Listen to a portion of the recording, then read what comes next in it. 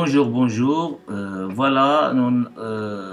cette vidéo, on va corriger l'exercice numéro 4 sur l'étude de fonction de l'examen du baccalauréat Sciences Maths A et B proposé en 2015 lors de la session de rattrapage. Voilà l'énoncé, il est devant vous. Soit n un entier naturel non nul. On considère la fonction fn ou bien fn 10n à variable x, réel x définie sur R par fn de x égale 1 sur 1 plus exponentielle de moins 3 sur 2 qui multiplie x moins n. Et soit Cn, la courbe représentative de la fonction fn 10n dans un repère orthonormé OIJ. Question 1, petit a, calculer les limites de fn de x quand x tend vers plus l'infini et limite de fn de x quand x tend vers moins l'infini, puis interpréter graphiquement les résultats obtenus. Petit b, montre que fn 10n est dérivable sur R, puis calculer f'n de x pour tout x de R. Petit c, montre que la fonction fn est strictement croissante sur R. Petit 2, petit a, montre que le point I, indice n de coordonnées n, n', est un centre de symétrie de la courbe Cn. Petit b, construire la courbe C1. Petit c, calculer l'aire du domaine délimité par la courbe C1 et le droit d'équation x égale à 0, x égale à 1, y égale à 0. Question 3. Montrer que pour tout n de n étoiles, l'équation fn de x est égale x admet une unique solution un dans l'intervalle 0n. Petit b, montrer que quel que soit n appartient à n étoile, quel que soit x appartient à R, fn plus 1 de x est inférieur strictement à fn de x. Petit c, montrer que la suite un pour n supérieur ou égal à 1 est strictement décroissante, puis en déduire qu'elle est convergente. Et la dernière question de cet exercice, c'est calculer la limite de n. Voilà, c'est tout pour cet exercice. À tout de suite pour voir la correction ensemble. Ala barakatillah, on commence le corriger ou bien la correction de l'exercice numéro 4. Voilà notre fonction fn 10n qui est définie sur R. C'est fn de x est égal à 1 sur 1 plus exponentielle de moins 3 sur 2 qui multiplie x moins n. La question 1 petit a. Calculons limite de fn de x quand x tend vers plus l'infini, limite de fn de x quand x tend vers moins l'infini et interprétons les résultats obtenus graphiquement. Alors on commence tout d'abord pour calculer par la limite de moins 3 sur 2 qui multiplie x moins n. Alors limite de moins 3 sur 2 qui multiplie x moins n quand n tend vers plus l'infini, c'est la limite de moins 3 sur 2x quand x tend vers plus l'infini, c'est une fonction polynôme donc qui est égale à moins l'infini. D'où limite de exponentielle de moins 3 sur 2 x à la puissance exponentielle de moins 3 sur 2 qui multiplie x moins n pardon, quand x tend vers plus l'infini est égal à 0 puisque cette fonction elle tend vers moins l'infini. Et alors 1 plus exponentielle de moins 3 sur 2 qui multiplie x moins n quand x tend vers plus l'infini est égal à 1. D'où donc limite de fn de x quand x tend vers plus l'infini c'est 1 sur 1 qui est égal à 1. Alors de ce résultat, on déduit que la courbe Cn de Fn admet la droite d'équation y est égale à 1 comme asymptote horizontale au voisinage de plus l'infini. De la même manière, on calcule limite de f de x quand x tend vers moins l'infini. Alors on a limite de moins 3 sur 2 qui multiplie x moins n quand x tend vers moins l'infini, c'est limite de moins 3 sur 2 qui multiplie x quand x tend vers moins l'infini pour la même raison, c'est une fonction polynôme qui est égale à plus l'infini. Donc, limite de l'exponentielle de moins 3 sur 2 qui multiplie x moins n quand x tend vers moins l'infini est égale plus l'infini. Et alors, limite de 1 plus exponentielle de moins 3 sur 2 qui multiplie x moins n quand x tend vers moins l'infini est égale plus l'infini. Et par suite, la limite de fn de x quand x tend vers moins l'infini est égale à 0. Le numérateur, c'est une constante non nulle 1 et le dénominateur tend vers plus l'infini. Donc, on va voir limite égale à 0. Alors, même interprétation, on a la droite d'équation y est égale à 0 est une asymptote oblique à la courbe Cn au voisinage de moins l'infini. Y est égal à 1 au voisinage de plus l'infini. Par contre ici y est égal à 0, c'est une asymptote horizontale à Cn au voisinage de moins l'infini. Petit b, montrons que fn est dérivable sur R, puis calculons fn' de x pour tout x qui appartient à R. On a la fonction qui est x fait correspondre moins 3 sur 2 qui multiplie x moins n et des dérivables sur R. Comme fonction bien sûr polynôme ou bien comme fonction affine multiplié par une constante. Donc il est dérivable sur R. Et la fonction x qui fait l'exponentielle de x, la fonction exponentielle, on sait qu'elle est dérivable sur R. Donc par composition, on déduit que la fonction x qui fait correspondre exponentielle de moins 3 sur 2 qui multiplie x moins n est dérivable sur R. En lui ajoutant 1, donc la fonction qui est x correspond à 1 plus exponentielle de moins 3 sur 2 qui multiplie x moins n est dérivable aussi sur R comme somme des deux fonctions dérivables sur R. Celle-là c'est une constante et est dérivable sur R. De plus, cette fonction qui est, si vous voulez, qui est le dénominateur de notre fonction fn, elle est non nulle, ne s'annule pas dans R. Donc, puisqu'elle est dérivable sur R, elle ne s'annule pas sur R, donc son inverse, elle est dérivable sur R. Et par suite, la fonction fn qui est x correspond à 1 sur 1 plus exponentielle de moins 3 sur 2 qui multiplie x moins n est dérivable sur R comme inverse d'une fonction dérivable sur R et ne s'annule pas sur R.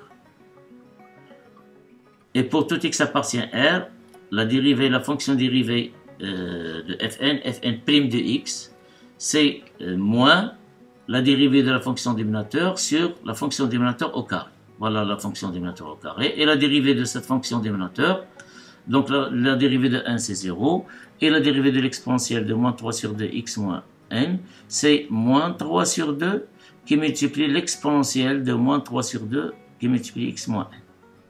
Donc moins avec moins, il devient plus. Donc l'expression de fn' de x sur R, c'est 3 sur 2 qui multiplie exponentielle de moins 3 sur 2 qui multiplie x moins n sur 1 plus exponentielle de moins 3 sur 2 qui multiplie x moins n, le tout au carré. Il n'y a rien à simplifier. L'expression, c'est une expression qui est simple, qui nous permet de déterminer le signe de la fonction fn' de x d'une manière assez simple. Montrons que fn est strictement croissante sur R. Alors, d'après l'expression de fn' de x sur R, qu'est-ce qu'on déduit? Le signe de fn' de x sur R est celui, si vous voulez, de l'exponentielle de moins 3 sur 2 qui multiplie x moins 1 sur R. C'est-à-dire son numérateur, puisque le dénominateur, elle est au carré, elle est positif. Et comme l'exponentielle, elle est toujours strictement positive, on conclut que quel que soit x appartient à R, fn' de x est strictement positif, d'où notre fonction fn est strictement croissante sur R. La question de petit a, montrons que le point IN de coordonnées n1,5 est un centre de symétrie de Cn. Alors en général, on rappelle pour qu'un point oméga par exemple de coordonnées A, B est un centre de symétrie pour une courbe, d'une courbe représentative de f, et si les deux conditions sont vérifiées, c'est-à-dire quel que soit x appartient à d de f, 2a moins x appartient à d de f, et f de 2a moins x plus f de x est égal à 2b.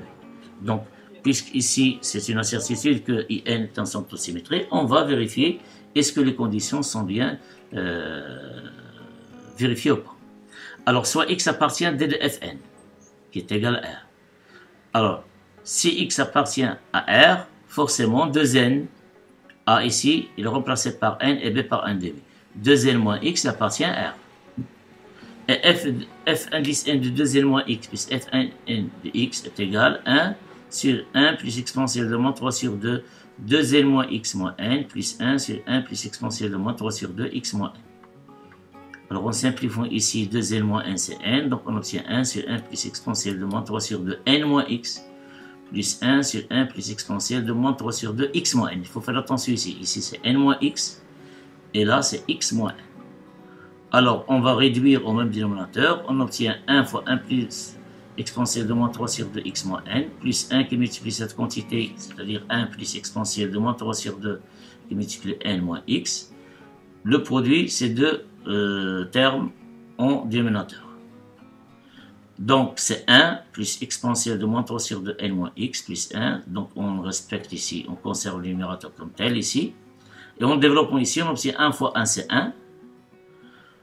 Plus exponentielle de moins 3 sur 2 x moins n, c'est-à-dire 1 fois exponentielle de moins 3 sur 2 x moins n. Plus exponentielle de moins 3 sur 2 x n moins x fois 1, c'est exponentielle de moins 3 sur 2 n moins x. Plus exponentielle de moins 3 sur 2 n moins x qui multiplie exponentielle de moins 3 sur 2 x moins n. Donc le numérateur n'est pas changé, c'est le même. Et ici, on va réordonner cette écriture et on simplifie. Alors, on commence par la remarque suivante. Exponentielle de moins 3 sur 2 n moins x fois exponentielle de moins 3 sur 2 x moins n, c'est l'exponentielle de la somme des expressions si vous voulez. Donc, c'est moins 3 sur 2 fois n, plus 3 sur 2 fois n, donc ils disparaissent. Donc il reste, si vous voulez, ou bien le moins 3 sur 2, c'est exponentielle de moins 3 sur... Non, disparaissent, je m'excuse. Et puis, moins 3 sur 2 fois moins x, c'est 3 sur 2x. X est ici moins 3 sur 2x, donc leur somme est égale à 0. Donc la somme de ces exposants, si vous voulez, c'est 0, donc c'est l'exponentielle de 0, donc est égale à 1. Donc on obtient 1, plus exponentielle de moins 3 sur 2 n, x moins n, plus exponentielle de moins 3 sur 2 n moins x, plus 1. Alors on remarque ici qu'on a les mêmes termes dans la somme du numérateur que dans la somme de dénominateur, même somme, ça veut dire les mêmes termes ici, donc le rapport est égal à 1. Or 1, c'est 2 fois 1 demi. Alors en conclusion, quel que soit x appartient à d de fn, de n moins x appartient à d de fn, et f de n moins x plus f de x est égal à 2 fois 1 demi, ce qui montre bien que le point i indice n de coordonnées n demi est un centre de symétrie pour Cn. La construction de la courbe C1. Alors bien sûr, je fais appel toujours au logiciel GeoGebra. Voilà en jaune, c'est la courbe C1 avec n est égal à 1. Voilà IN est égal, c'est-à-dire I1 c'est de coordonnées 1, 1 demi. IN c'est de, on place n par 1, donc c'est 1, 1 demi. C'est un point d'inflexion. On a une asymptote horizontale d'équation y est égale à 0, la version bleue au voisinage de plus l'infini. Y est égal à 0 au voisinage de moins l'infini est aussi une asymptote horizontale à la courbe C1. Et cette partie assurée, c'est la partie du domaine délimité que l'on veut calculer son aire. Voilà, c'est la question petit c. Calculons l'aire du domaine délimité par C1, c'est la courbe C1. Voilà. Les droites d'équation x égale à 0. Voilà, x égale à 0, l'axe des ordonnées. X est égal à 1, cette droite, x est égal à 1. Y est égal à 0, c'est-à-dire l'axe des abscisses. Donc c'est la partie assurée. Le domaine est la partie assurée dans le graphe. Notons A, son aire A majuscule. Donc A est égal, somme de 0 à 1. En principe, ici, c'est la valeur absolue de f1 de x. Alors, j'ai enlevé la valeur absolue directement. Pourquoi? Parce que f1 de x, elle est supérieure ou égale à 0 sur 0,1. Même, elle est strictement positive. Donc, en général, on met la valeur absolue de f1 de x. Mais comme f1 de x est supérieur ou égal à 0, alors, on enlève la valeur absolue, on conserve la fonction f1. Qui multiplie, bien sûr, UA. UA, c'est l'unité d'aire. C'est la norme de i au carré, ou bien la norme de j au carré, ou bien la norme de i fois la norme de j lorsque le repère elle est orthogonale tout court. Mais lorsqu'elle est orthonormée, il suffit, UA, c'est la norme de i au carré, ou bien la norme de j au carré, c'est la même chose. Maintenant, on veut calculer somme de 0 à 1, f1 de x dx. Alors, pour cela, on va utiliser un changement de variable. En posant t est égal à l'exponentielle de moins 3 sur 2x moins n, on aura dt est égal différentiel de t, c'est différentiel de cette fonction, c'est moins 3 sur 2, exponentielle de moins 3 sur 2 qui multiplie x moins 1, qui multiplie dx. Or, exponentielle de moins 3 sur 2 x moins 1, ce n'est que t, donc dt est égal à moins 3 sur 2 t dx. Et lorsque x égale à 0, ici x égale à 0, on va avoir t égale exponentielle de 3 sur 2, 0, il reste moins 1, fois moins 1, c'est exponentielle de 3 sur 2. Et si x est égal à 1, on obtient t est égal à exponentielle de 0 est égal à 1. Donc, l'intégrale de 0 à 1 f1 de x dx, c'est somme de 0 à 1 en remplaçant l'expression de f1 de x comme telle, c'est 1 sur 1 plus exponentielle de moins 3 sur 2x moins 1 dx. Alors, si on a ici, lorsque x est égal à 0, lorsqu'on passe à la variable t, on obtient exponentielle de 3 sur 2. Ici, pour 1, on obtient aussi 1. Et si c'est 1, c'est 1 plus t, qui multiplie dx. Alors, dx, c'est quoi? C'est moins 2 tiers dt. Puisque dt est égal à moins 3 sur 2 t dx. Donc c'est moins 2 tiers, moins 2 sur 3 t dt. Donc voilà, moins 2 sur 3 dt sur t. Qui est égal à moins 2 tiers, c'est une constante. On va la faire sortir en dehors d'après la bilinéarité de l'intégrale. Donc c'est l'intégrale, l'exponentielle 3 sur 2 de 1 sur t qui multiplie t plus 1 dt. Qui est égal à moins 2 tiers, l'intégrale de l'exponentielle e3 sur 2, 1. Alors 1 sur t fois t plus 1, on la décompose de la manière suivante. On l'écrit de la manière suivante, c'est ce qu'on appelle la décomposition en éléments simples. 1 sur t, t plus 1 est égal à 1 sur t moins 1 sur t plus 1.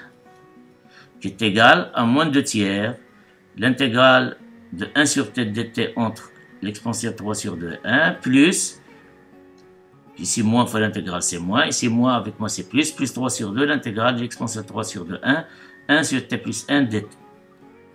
Qui est égal à moins 2 tiers, une primitive de 1 sur t, c'est ln de la valeur absolue de t, voilà, pris évalué entre exponentielle 3 sur 2 et 1, plus 3 sur 2, et une primitive de 1 sur t plus 1, c'est ln de la valeur absolue de t plus 1, évalué aussi entre exponentielle 3 sur 2 et 1. Donc c'est moins 2 tiers, ln de 1 c'est 0, moins ln de exponentielle 3 sur 2, c'est-à-dire moins, voilà, on la laisse comme ça, c'est moins ln de exponentielle 3 sur 2, plus 3 sur 2, ln de 1 plus 1 c'est 2, donc ln de 2, moins ln de exponentielle 3 sur 2 plus 1. Donc c'est 1, moins 2 tiers, ici on obtient moins 3 sur 2, puisque ln de exponentielle 3 sur 2 c'est 3 sur 2, moins 2 tiers fois moins 3 sur 2 c'est 1, plus 3 sur 2, ln, ici la différence des logarithmes, c'est le logarithme des périodes des rapports, c'est ln de 2 sur exponentielle 3 sur 2 plus 1. Et voilà, l'aire de A, l'aire de la partie demandée, grand A, c'est 1 plus 3 sur 2 ln de 2 sur exponentielle 3 sur 2 plus 1 qui multiplie UA. Alors, pourquoi on a conservé UA comme tel? Parce que on n'a pas d'unité graphique. Ils n'en ont pas donné l'unité graphique, donc on va la préserver, on l'écrit dans l'oreille. Il faut écrire la A linéaire sur l'unité d'air. Donc UA, c'est l'unité d'air. Troisième question, petit a, montre que pour toute n étoile, l'équation fn de x égale à x admet une unique solution un dont l'intervalle ouvert 0n. Alors pour cela, soit n appartient à une étoile, puisqu'on veut montrer que cette équation, il admet, quel que soit n dans n étoile, elle admet une unique solution dans 0n. Soit n dans n étoile, la fonction gn, on considère une nouvelle fonction g indice n, qui est x fois correspondre fn de x, f indice x, f indice n de x moins x. Cette fonction, elle est dérivable sur R. Pourquoi? Parce que fn, elle est dérivable sur R. X, elle est aussi dérivable. Leur différence, elle est aussi dérivable sur R. Elle est dérivable sur R, en particulier sur le segment 0n. Différence de deux fonctions dérivables sur R. Et quel que soit x appartient à 0n, on calcule la dérivée de gn. Donc gn' de x est égal f indice n' de x moins 1 est égal 3 sur 2 exponentielle de moins 3 sur 2 puisque l'expression de fn' de x c'est 3 sur 2 exponentielle de moins 3 sur 2 x moins n sur 1 plus exponentielle de moins 3 sur 2 x moins n au carré, ici moins 1. Donc c'est 3 exponentielle de l'exponentielle de moins 3 sur 2 x moins n moins 2 fois 1 plus exponentielle de moins 3 sur 2 x moins n le tout au carré, puisqu'ici c'est 2, ça sera une fonction sera un facteur du dénominateur sur 2 qui multiplie 1 plus exponentielle de moins 3 sur 2 x moins n au carré. Alors ici c'est rien à développer ici, on développe le numérateur, on obtient 3 exponentielle de moins 3 sur 2 qui multiplie x moins n moins 2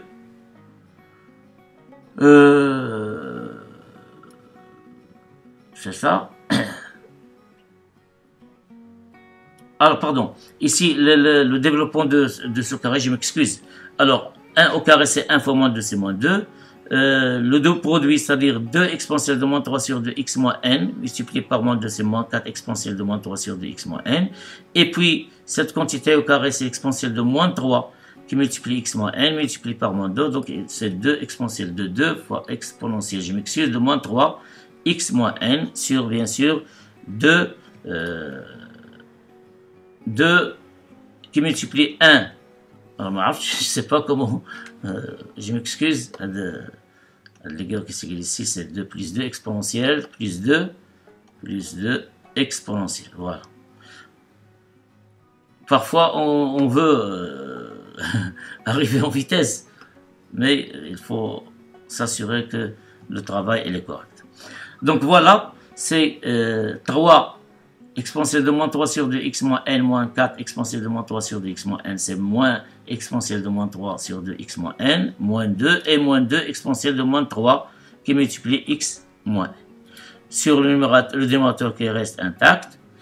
Donc, on remarque ici, on a moins dans les termes, les 3 termes de la somme. Donc, on va factoriser par moins. Il reste 2 plus exponentielle de moins 3 sur 2 x moins n plus 2 exponentielle de moins 3 sur x moins n sur cette quantité qui est strictement positive. Le numérateur, il est aussi strictement positif. C'est la somme des termes positifs multiplié par 1 moins, il est strictement négatif. Donc, le but, c'est de montrer,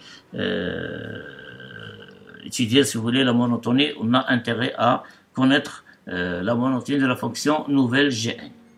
Donc, Gn est strictement décroissante sur 0n. On a donc Gn, elle est continue sur 0n. Pourquoi? Parce qu'elle est dérivable sur 0n. Donc, nous, on s'intéresse à la continuité. Donc, Gn, pour qu'on puisse appliquer le théorème des accroissements, le théorème des valeurs intermédiaires, je m'excuse, on a intérêt de s'assurer que la fonction, elle est continue et strictement monotone. Voilà, on a Gn, elle est continue. Pourquoi? Parce qu'elle est dérivable sur Zn. Et strictement décroissante sur Zn, elle est déjà vue, voilà. De plus, on a le Gn de 0, l'image des bornes de l'intervalle par la fonction Gn. Gn de 0, c'est Fn de 0 moins 0. C'est 1 exponentielle, 1 sur 1 plus exponentielle de moins 3 sur 2 qui multiplie n qui est strictement positif. Et Gn de n, c'est Fn de n moins n, qui était Fn de n, c'est 1 demi n. C'est déjà trouvé lorsqu'on a montré que I le point In de coordonnées n demi est un centre de symétrie.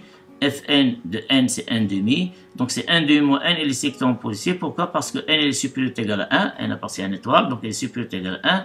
Et 1, il est strictement supérieur à 1 demi. Donc, d'après le théorème des valeurs intermédiaires, l'équation Gn de x, c'est-à-dire Fn de x est égal à x, admet une solution unique Un appartient à l'intervalle ouvert 0n. Pourquoi ici elle est fermée et on a ici utilisé l'intervalle ouvert? Parce que ni 0, c'est-à-dire on ne peut pas avoir Gn de 0 est égal à 0, Fn de 0 est égal à 0, et Fn de n est égal à 1. C'est pour cela qu'on a pris l'intervalle ouvert. Et ce qui est demandé dans la question. La question B montrant que quel soit n dans n étoile, quel que soit x appartient à R, Fn plus n de x, il est inférieur strictement à Fn de x. Alors prenons un n appartient à une étoile quelconque fixée, et x appartient à R aussi fixé. On a x moins n plus 1, il est inférieur strictement à x moins n, puisque ici n est strictement positif, donc ces deux quantités sont positives. N plus 1, il est supérieur à n, donc x moins n plus 1, il est inférieur strictement à x moins n. Donc l'exponentielle 1, on passe à on multiplie par moins les deux membres de cette inégalité, et en appliquant l'exponentielle, on obtient l'exponentielle de moins 3 sur 2 qui multiplie x moins n, et l'inférieur l'exponentielle de moins 3 sur 2 qui multiplie x moins n moins 1. Et en ajoutant 1 et 2 membres de cette nouvelle inégalité, on obtient celle-là.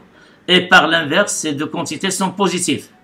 Donc, on passe à l'inverse, on obtient 1 sur exponentielle de 1 plus exponentielle de moins 3 sur 2 x moins n moins 1, il est inférieur à 1 sur 1 plus exponentielle de moins 3 sur 2 qui multiplie x moins n. Or, cette quantité, cette expression n'est que Fn plus 1 de x. Ici, c'est x moins, entre parenthèses, n plus 1.